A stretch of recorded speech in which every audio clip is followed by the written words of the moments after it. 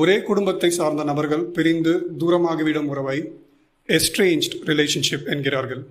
இவர்கள் தொடர்பு இழந்து நம்பிக்கை இல்லாமல் அந்நியமாகிவிடும் உறவுகள். இந்த மாதிரியான தொடர்பில் இல்லாத தூரத்து உறவுகளை சமாளிப்பது எப்படி? நடுவில் கொஞ்சம் பக்கத்து காணும் படத்தில் விஜய் சேதுபதி ஞாபகம் இல்லாமல் உறவு கொண்டாடி தப்பிப்பது போல தப்பிக்க முயற்சிக்கலாம். ஆனால் ரியாலிட்டியில் கொஞ்சம் கஷ்டம்தான். நிலைமை தெரியாமல் உடனடியாக உறவை புதுப்பிக்க நினைப்பது சரியாக இருக்காது. கொஞ்சம் ஆற போட்டு சமாளிப்பதே சிறந்தது. இரண்டாவது, ஆரோக்கியமான எல்லைகளை வகுத்துக்கொள்வது. இது பழைய பிரச்சனைகள் மீண்டும் வராமல் இருக்க உதவும்.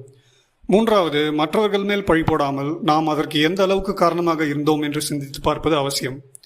இரண்டு பக்கமும் நியாயங்கள் தெரியாமல் சமரசம் செய்ய நினைப்பது முடியாது. கடைசியாக, பழைய கோபம் மற்றும் மனஸ்தாபத்தை விட்டு கொடுத்து மன்னிப்பது. இதில் மன்னிப்பது என்பது மறப்பது அல்ல. உறவை புதுப்பிக்காமல் போனாலும் பழசை விட்டொழித்து கடக்க மன்னிப்பு உதவும்.